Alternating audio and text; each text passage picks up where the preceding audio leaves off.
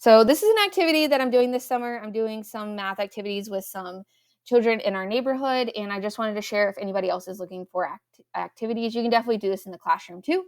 This was made at the 4th and 5th grade level for our state. So if you're looking at middle school or high school, you would definitely need to add a lot more characteristics than what I have here.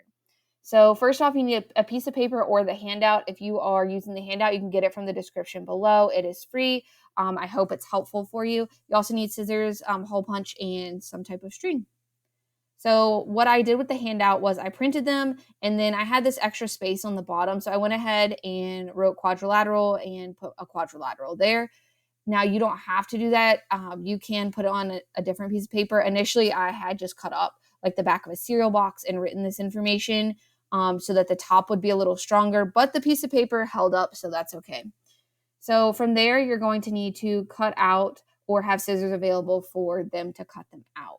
And so we cut them out and then hole punching. So if you are doing this with a lot of students or a lot of children, I would probably cut them out in advance because then you need to take time to hole punch them. And so I did different colors of paper so that each child got their own color to keep it easier. So if colors got mixed, like they needed help tying things, we knew exactly who it went to. So all of these shapes are going to need 2 holes, and I showed you where they go. So this, you're going to need 2 holes kind of separated at the top, and then each of these shapes needs a hole in the top and the bottom. These shapes only need 1 hole because there is no shape that goes below them. So the first shape I'm going to start with is the quadrilateral. So the quadrilateral is going to be our top piece, and in that first hole, you're going to attach string and connect the parallelogram. So on one side of the parallelogram, it says opposite sides parallel, opposite sides equal, opposite angles equal. And then on the back, I just had each of them write the word parallelogram. So from the parallelogram, we're going to need 2 pieces of string.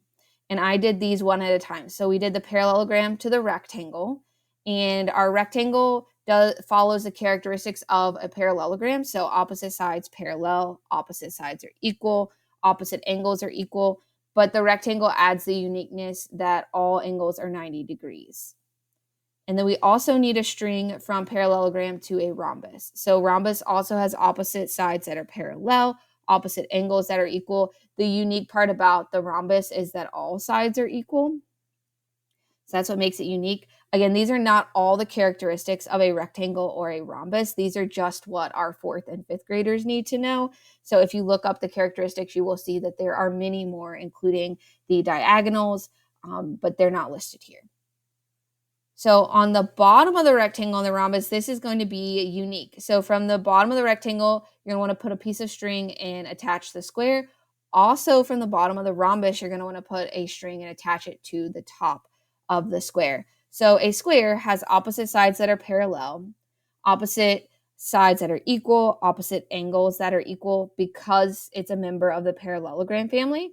It also has all equal sides because it's part of a rhombus family. So the square does what the rhombus does.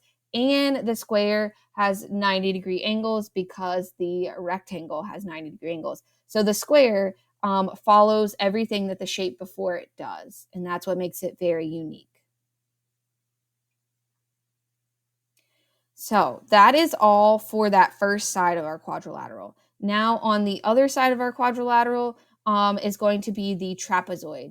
This is the one that does not look symmetrical. So for our trapezoid, again, we're writing the name on the back. We have one set of parallel sides and they are called bases. So we're going to attach the other part of the quadrilateral string to the trapezoid. And then the trapezoid has one shape that connects to it. It's the isosceles trapezoid, and that has that one set of parallel sides, which are the bases. But the isosceles trapezoid is unique in that it has one set of equal sides, and those are called the legs. So from here, I'll show you what it looked like when we finished it. So one thing I would definitely do different is I would cut the string a little shorter. I left a lot of string for tying it off, but you can see like we had a lot of leftover string. But on one side, you can see where they wrote all the shape names. And then on the other side, they have all the shape properties. Also at the top for quadrilaterals, we added where it said blank sides.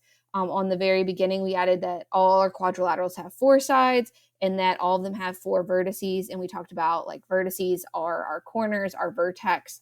And there are definitely more than these quadrilaterals, but these are the quadrilaterals that our students have to learn for 4th and 5th grade. Hopefully this helps. This is the first one in our summer set of activities.